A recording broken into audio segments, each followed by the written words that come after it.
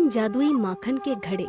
एक गांव था जिस गांव में गोपी, रामू और मीरा नाम के तीन दोस्त रहते थे। वे तीनों एक साथ स्कूल जाया करते थे और एक साथ खेला करते थे।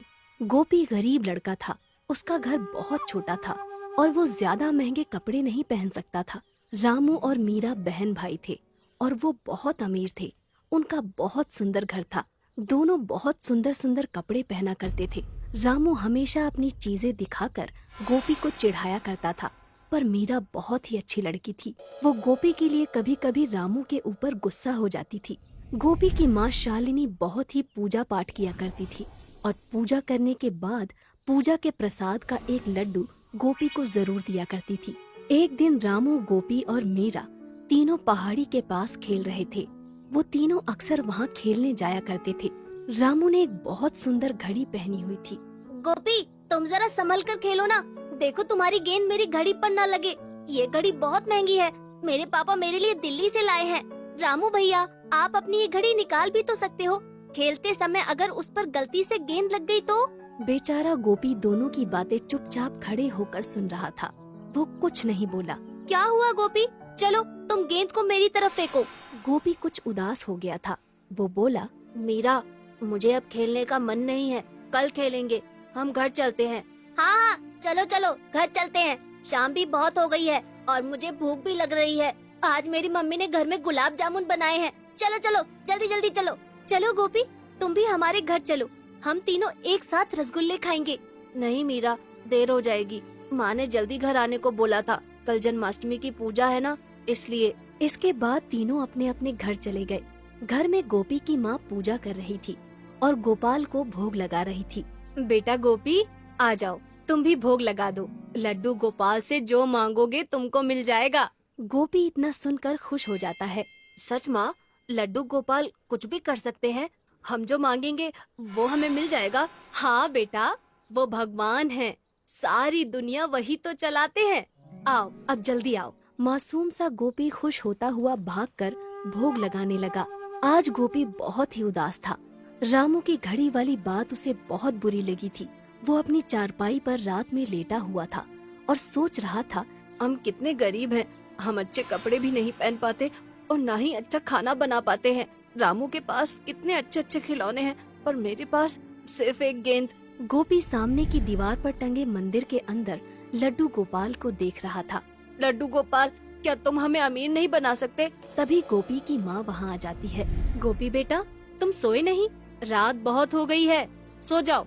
कल तुमको स्कूल भी जाना है। माँ, एक बात बताओ, तुम लड्डू गोपाल की बहुत पूजा करती हो ना, तुम उनको बोलो ना कि वो हमें भी रामू की तरह अमीर बना दे। ठीक है बेटा, मैं बोल दूंगी।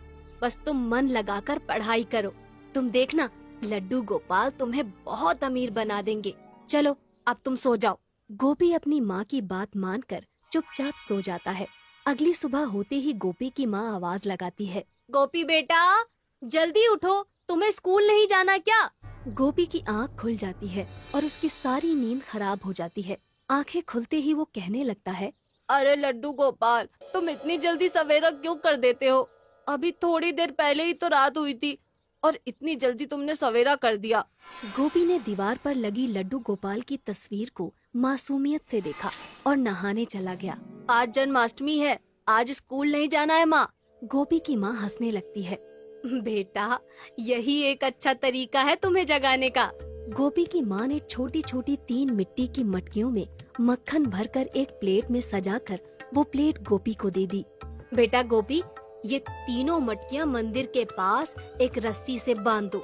गोपी ने पूछा कि इन मटकियों में क्या है।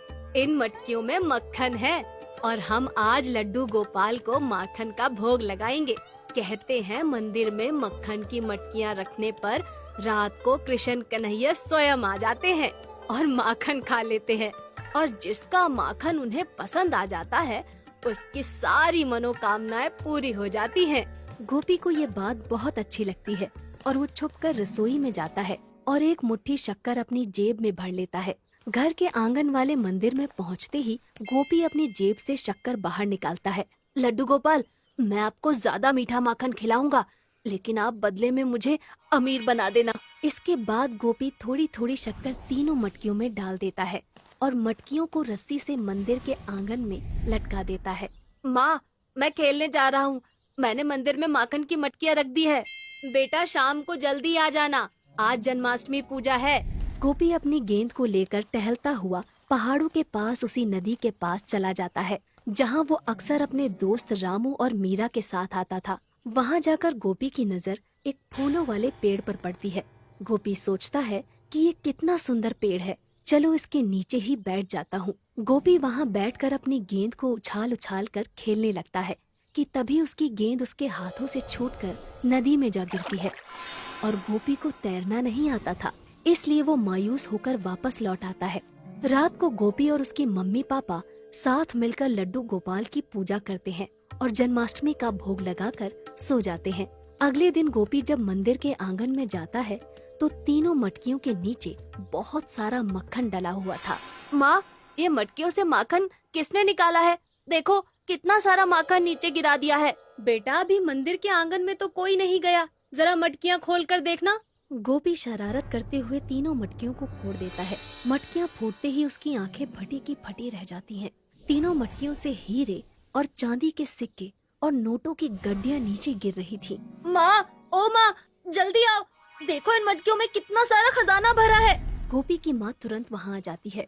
हे भगवान, इतना सारा खजाना! लगता है लड्डू गोपाल ने हमारी प्रार्थना सुन ली है। गोपी और उसकी माँ बहुत खुश थे। अब वो भी बहुत अमीर हो चुके थे। उनके पास बहुत सारे हीरे और चांदी के सिक्के और 2000 के नोटों की गड्डियाँ आ गई थी। उन्होंने अपना बहुत सुंदर घर बनवा लिया था और सुंदर सुंदर कपड़े भी खरीद लिए थे। गांव के लोग समझ रहे थे कि गोपी के पापा बाहर से बहुत सारा धन कमा कर लाए हैं। अब गोपी अपने दोस्त रामू से भी ज्यादा अमीर हो गया था। अब गोपी बहुत खुश था। कुछ दिनों बाद रामू और मीरा गोपी के घर खेलने आते हैं। दोनों भाई बहन गोपी का घर देखकर दंग रह जाते हैं। इतना सुंदर घर उन्होंने कभी नहीं देखा था। रंग बिरंगी सुंदर सुंदर पर्दे और सुंदर सुंदर खिलौने और बहुत बड़ा प्यारा सा बागीचा। वहाँ बागीचे में बहुत सुंदर झूला भी था। गोपी, तुम्हारे पापा बाहर से बहुत सारा धन कमा कर लाए हैं। अब तुम भी बहुत अमीर बन गए हो। हाँ रामू भैया, आप हमेशा गोपी को नीचा दिखाया करते थे। आज गोपी हमसे भी ज्यादा अमीर हो गया है और उसमें जरा भी घमंड नहीं है। उसने हमें अपने घर बुलाकर इतना अच्छा नाश्ता करवाया है। तुम सच कह रही हो मीरा, गोपी बहुत ही अच्छा लड़का है। मैंने उसके साथ अच्छा नहीं किया, उसकी बात बात पर बेइज्जती की और अपने चीजों का घमंड दिखाया। तुम भी क्या बातें लेकर बैठ जाते हो? जो हुआ उसे भूल जाओ। हम तीनों दोस्त हैं और दोस्ती के बीच में ऊंचा नीचा नहीं होता। तो बच्चों, इस कहानी से यही समझ में आया कि हमें अपना विश्वास कभी नहीं खोना चाहिए। भगवान हमेशा हमारे साथ होते हैं।